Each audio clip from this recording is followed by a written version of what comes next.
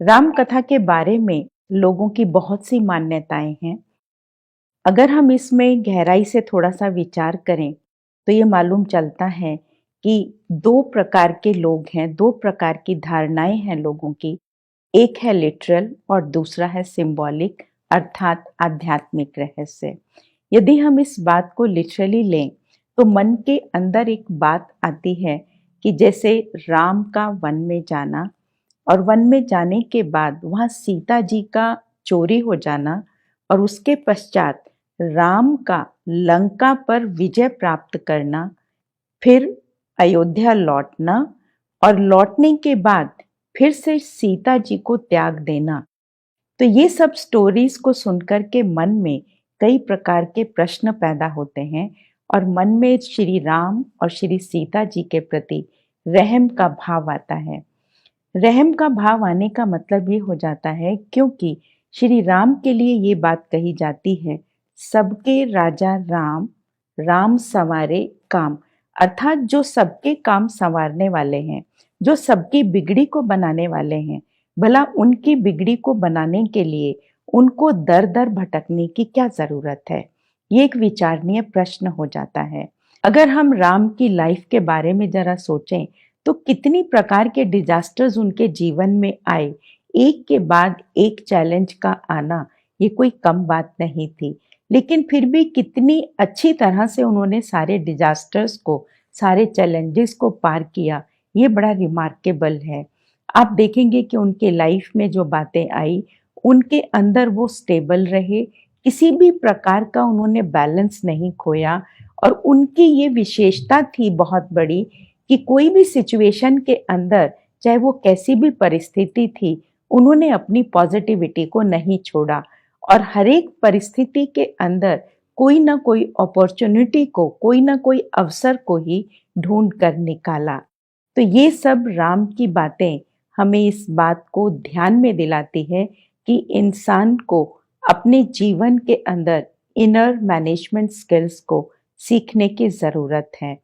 आज हम छोटी छोटी बातों में परेशान हो जाते हैं, गुस्सा क्रिएट कर लेते हैं, किसी के प्रति नफरत का भाव रख लेते हैं।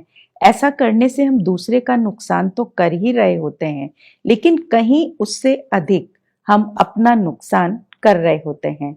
तो हमें ये सोचने की जरूरत है कि जब हमारी अपनी एनर्जी डिप्लीट हो जाएगी तो हम दूसरों को सुख और शांति या दूसरों के साथ जो हार्मोनियस रिलेशनशिप्स हम बनाना चाहते हैं वो किस तरह से बना सकेंगे।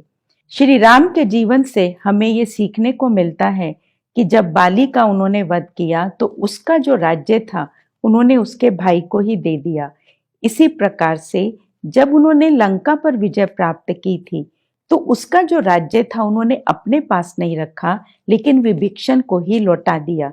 तो ये बात हमें ये याद दिलाती है कि श्री राम का जीवन जो था वो मर्यादा पूर्ण था। और यदि हम आगे बढ़े तो हमें ये देखने को मिलता है कि श्री राम के जीवन में मैनेजमेंट स्किल्स तो थे ही, लेकिन साथ साथ लीडरशिप क्वालिटीज भी थी।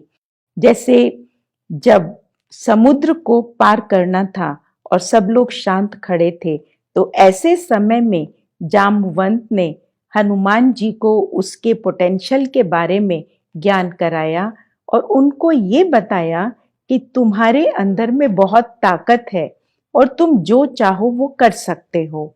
और जैसे ही हनुमान जी को उनके पोटेंशियल का पता लगा, अपनी ताकत का रियलाइजेशन हुआ, तो ताकत का रियलाइजेशन होते ही वो एक चट्टान की भांति खड़े हो गए और चट्टान की भांति खड़े होते ही वो लंका की ओर चल दिए। इसी प्रकार जो लीडर होता है वो अपनी विरोधी जो सेना होती है उसके बारे में भी पूरा ज्ञान रखता है कि उसकी क्या क्या ताकत है, क्या क्या उसके अंदर जो है कमजोरियां हैं और साथ साथ क्या क्या आने वाले थ्रेट्स हैं और उसके अंदर उसको क्या अवसर दिखाई पड़ते हैं।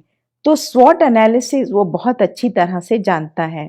जिस प्रकार से हनुमान जी, जो कि राम के बहुत अच्छे सेवक थे, उन्होंने किया, जब वो लंका पहुंचे तो लंका पहुंचने के बाद उन्होंने पूरी लंका के अंदर घूम करके देखा और साथ साथ राम की सेना में कितना दम है उसको जानने के लिए उन्होंने वहां के वृक्ष वगैरह उखाड़ दिए और साथ साथ जब वो श्री सीता जी से भी मिल करके आए और उसके बाद उन्होंने अपने आप को बंदी बना दिया। तो इस प्रकार से उन्होंने हर अवसर का पूरा फायदा उठाया। इसी प्रकार से जो एक लीडर होता है वो अपनी सेना को बहुत एप्रिशिएट करता है, उसकी बहुत प्रशंसा करता है और प्रशंसा करके वो उनको अपना बना करके रखता है। जबकि देखने में आया कि रावण के जीवन में ये बातें देखने को नहीं मिली। मंदोदरी और विभीषण ने रावण को खूब समझाया लेकिन फिर भी वो किसी बात को मानने के लिए तैयार नहीं हुए और अल्टीमेटली अपने लिए युद्ध की तैयारियां कर डाली। इसके विपरीत जो राम की सेना थी, राम की सेना ने बहुत ही अच्छे से अपने सारे साथियों को साथ लेकर उन्होंने कार्य किया। राम ने जब अपने साथियों को साथ लेकर के काम किया तो काम करने से इतना बड़ा फायदा हुआ कि वो अपनी सेना को साथ लेने से जो जिस कार्य में वो सफल होना चाहते थे वो उस कार्य के अंदर सफल हो गए। तो इसलिए एक लीडर का ईगोलेस होना, निरहंकारी होना बहुत जरूरी होता है। और जब लीडर निरहंकारी होता है तो जो भी समस्याएं सामने आती हैं उनका वह बहुत अच्छी रीति से सामना कर पाता है।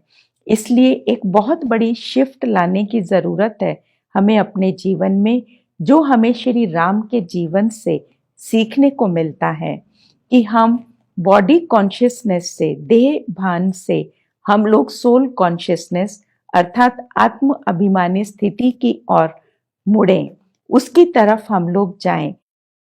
यह शिफ्ट हमारे जीवन में तभी आ सकती है जब हम राजयोग की प्रैक्टिस करते हैं और इस राजयोग की प्रैक्टिस से ही श्री राम ने अपने जीवन को मर्यादित बनाया। हम लोग ये जानते हैं कि ये कहा जाता है कि एक राम जो है वो कई अर्थ में प्रयोग होता है। कहते भी हैं एक राम दशरथ का बेटा, एक राम जन जन में लेटा, एक राम का सकल पसारा, वही राम है सबसे न्यारा। तो ये जो राम शब्द है तीन अर्थ में प्रयोग हुआ है। तो एक राम स्वयं निराकार ज्योति बिंदु परमात्मा के लिए इस्तेमाल हुआ है। तो जब उस निराकार परमात्मा को हम याद करते हैं तो हमारे जीवन के अंदर शक्ति आनी शुरू हो जाती है, हमारा जीवन मर्यादित बन जाता है। और इसी राजयोग की प्रैक्टिस करने से श्री राम ने अपने जीवन को मर्यादित बनाया। तो आज के शुभ दिवस पर हम सभी ये संकल्प लेते हैं कि हम भी अपने जीवन को मर्यादित बनाएं